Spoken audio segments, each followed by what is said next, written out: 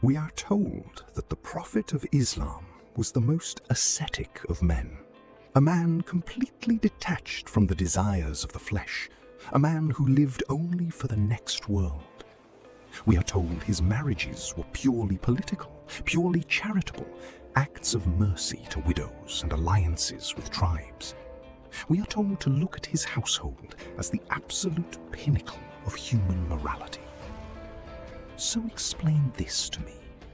Why is it that whenever the Prophet of Islam desired a woman who was off limits, or whenever he needed an exemption from the very laws he preached to his followers, the heavens would immediately part, and the creator of the universe would send down a personalized, highly specific verse just to secure him a new bride? Start at the beginning. The foundation of Islamic marriage.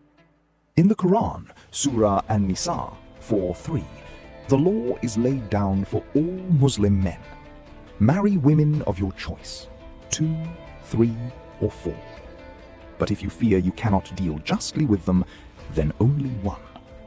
4 is the absolute divine limit. Yet, when Muhammad died, he left behind 9 widows. Throughout his life, he married at least 11 women, not counting the concubines and female captives. How does the rule maker bypass his own rules? Fakir fi al-amr. Think about the matter. To understand the women of Muhammad, we first have to look at the 25 years of his life where there were no other women. His first wife, Khadija bint Khuwaylid. When Muhammad married Khadija, he was 25, and she was an older, fiercely independent, immensely wealthy merchant of Mecca. She was his employer. She held the capital. She held the social status. And for 25 years, Muhammad was strictly monogamous. No other wives, no divine revelations commanding him to marry widows, no political alliances sealed with child brides. For a quarter of a century, while he was financially dependent on a powerful woman, the urge for polygamy was entirely absent from his life and his prophethood.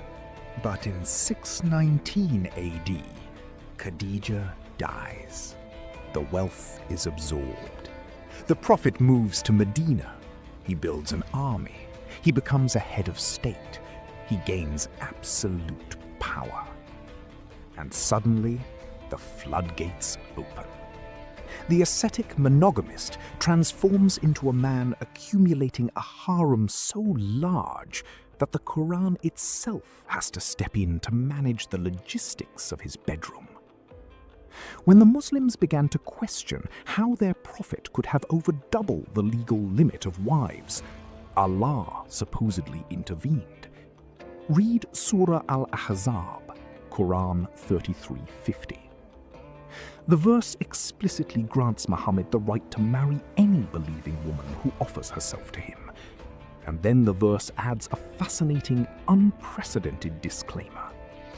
Khalisatan lak min duni al-mu'minin. A privilege for you only, not for the rest of the believers. Think about what you are reading.